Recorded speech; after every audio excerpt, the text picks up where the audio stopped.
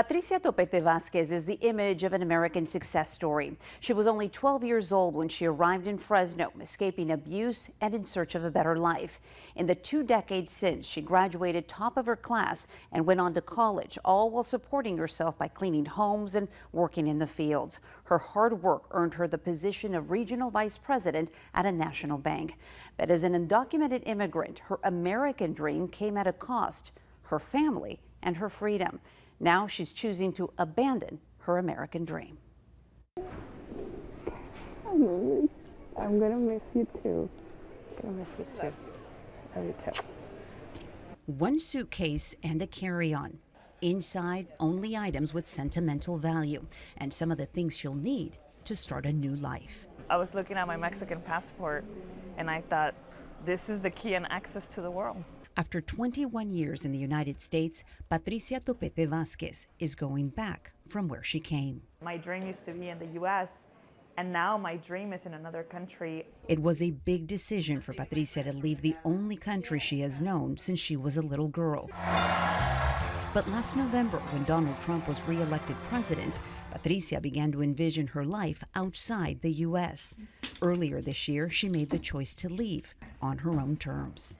I am a very competitive individual and professional, and I do believe that the dreams that I have for myself, I don't only get to achieve them here.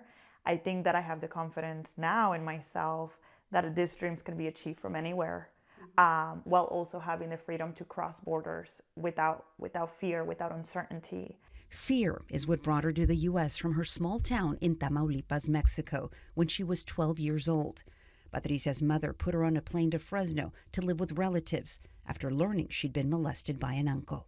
I was experiencing sexual abuse as a child from a family member, and that was happening in my home.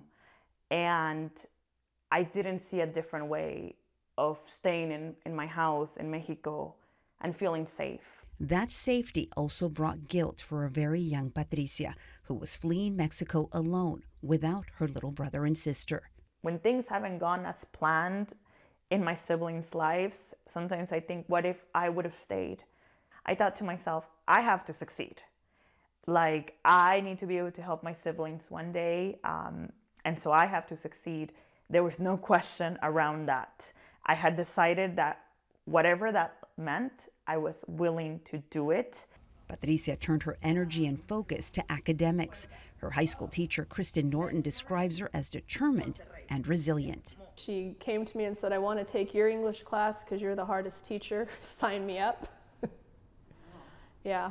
I mean, that's the kind of student she was. That's the way she pushed herself. She was always looking to find the edges and boundaries of herself, right? How can I make myself better? That drive and tenacity paid off. Patricia graduated as class valedictorian from McLean High School and set her sights on college. Through my time growing up, I was reminded that I was undocumented, and that usually individuals like me, we didn't end up going to college. I was constantly reminded that it was very hard.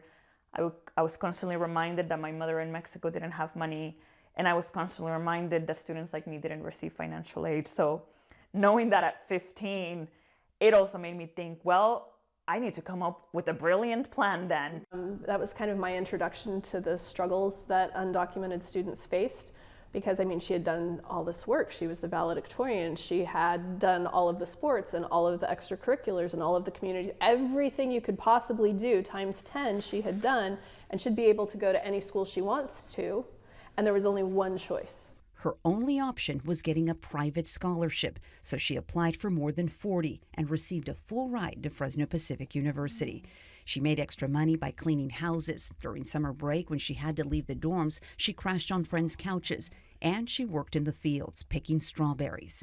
The farm worker women in Salinas who were there making hourly wages to help their children and their families just took me in and were willing to give of their own crops because they wanted me to be able to finish school and pay for my books and pay for school. After graduating college, Patricia was finally able to obtain a work permit through the Deferred Action for Childhood Arrivals, known as DACA.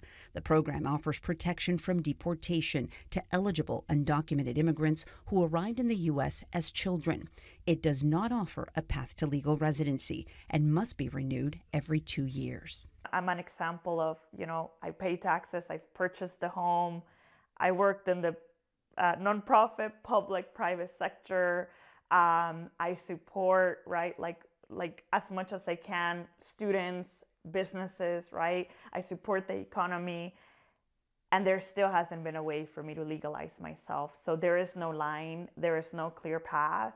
Patricia has been recognized and awarded many times for her professional successes and community leadership. She was appointed by Governors Jerry Brown and Gavin Newsom to statewide positions. And up until a few weeks ago, she was the Regional Vice President of Community Relations at Citibank, teaching financial literacy to people in rural communities. Her most physically grueling accomplishment, completing 2 Ironman races. She signed up without even knowing how to swim. I say that swimming and my first Ironman really changed the way I saw my life and I saw my dreams. And I think I started to believe that impossible things were possible for someone like me.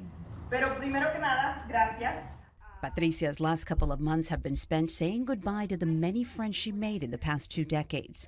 She's been selling off once indispensable belongings that made her home the safe space she'd always longed for.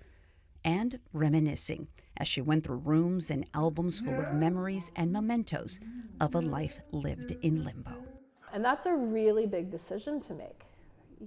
When you know your work is complete here, that's big.